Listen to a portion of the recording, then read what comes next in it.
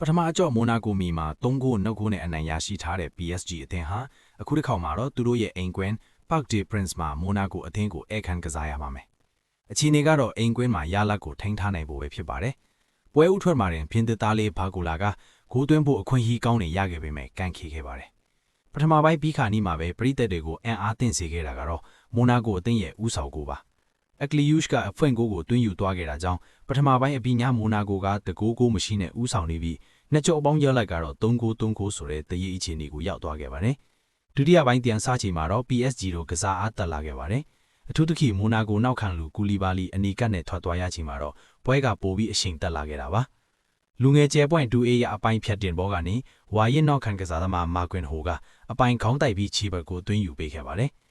လူအင်အားတာစီကိုအသုံးချ PSG တို့တရက်ဆက်ဖိကစားပါတော့တယ်။ဟာကီမီရဲ့အဝေးခံချက်ကိုဂိုးသမားပုတ်ထောက်လိုက်ပေမဲ့အသင်းဆောင်နေတဲ့ Quares Kelia ကအနီးကပ်ပိတ်သွင်းလိုက်တာကြောင့် PSG တို့2ဂိုးတကိုးနဲ့ပြန်လဲဦးဆောင်နိုင်ခဲ့ပါတယ်။ဒီချိန်မှာတော့ PSG တို့ရှစ်တင်းအဆင့်ကိုတတ်ဖို့တေးချသလောက်ရှိနေပါပြီ။ဒါပေမဲ့မိုနာကိုတို့ကအရှုံးမပေးခဲ့ပါဘူး။ပွဲပြီးဆုံးချိန်နာကျင်တဲ့ချိန်ပိုမှာတော့အာဒင်ဂရာရဲ့ကန်ချက်ကပါချိုနဲ့ထီပြီးလမ်းကြောင်းပြောင်းသွားရကနေဂျော်ဒန်သေးစေးကအပိုင်းပိတ်သွင်းပြီး2ဂိုးထိအောင်ဖန်တီးခဲ့ပါတယ်။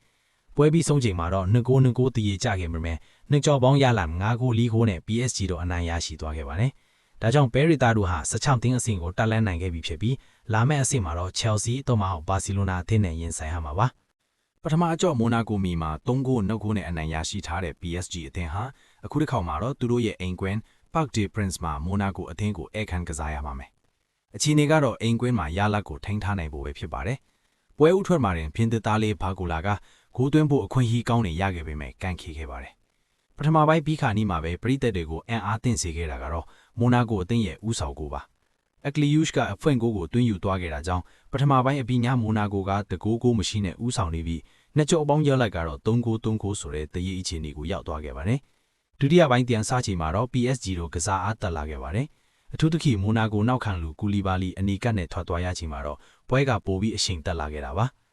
လူငယ်ကျဲပွင့် 2A ရအပိုင်းဖြတ်တင်ဘောကနေဝါရင်နောက်ခံကစားသမားမာကွင်ဟိုကအပိုင်းခေါင်းတိုက်ပြီးချီဘတ်ကိုသွင်းယူပေးခဲ့ပါတယ်။လူအင်အားတာစီကိုအသုံးချ PSG တို့တရက်ဆက်ဖိကစားပါတော့တယ်။ဟာကီမီရဲ့အဝေးခံချက်ကိုဂိုးသမားပုတ်ထောက်လိုက်ပေမဲ့အသင်းဆောင်နေတဲ့ Quares Kelia ကအနီးကပ်ပိတ်သွင်းလိုက်တာကြောင့် PSG တို့2ဂိုးနဲ့ပြန်လဲဦးဆောင်နိုင်ခဲ့ပါတယ်။ဒီချိန်မှာတော့ PSG တို့ရှစ်တင်းအဆင့်ကိုတတ်ဖို့တေးချသလောက်ရှိနေပါပြီ။ဒါပေမဲ့မိုနာကိုတို့ကအရှုံးမပေးခဲ့ပါဘူး။ပွဲပြီးဆုံးချိန်နာကျင်တဲ့ချိန်ပိုမှာတော့အာဒင်ဂရာရဲ့ကန်ချက်ကပါချိုနဲ့ထီပြီးလမ်းကြောင်းပြောင်းသွားရကနေဂျော်ဒန်သေးစေးကအပိုင်းပိတ်သွင်းပြီး2ဂိုးထိအောင်ဖန်တီးခဲ့ပါတယ်။ပွဲပြီးဆုံးချိန်မှာတော့2ဂိုးတရေကျခဲ့ပေမဲ့နှစ်ကြော်ပေါင်းရလာ5ဂိုးနဲ့ PSG တို့အနိုင်ရရှိသွားခဲ့ပါတယ်။ဒါကြောင့်ပဲရီတာတို့ဟာ16တင်းအဆင့်ကိုတက်လှမ်းနိုင်ခဲ့ပြီဖြစ်ပြီးလာမယ့်အဆင့်မှာတော့ Chelsea တို့မှဘာစီလိုနာအသင်းနဲ့ရင်ဆိုင်ရမှာပါ။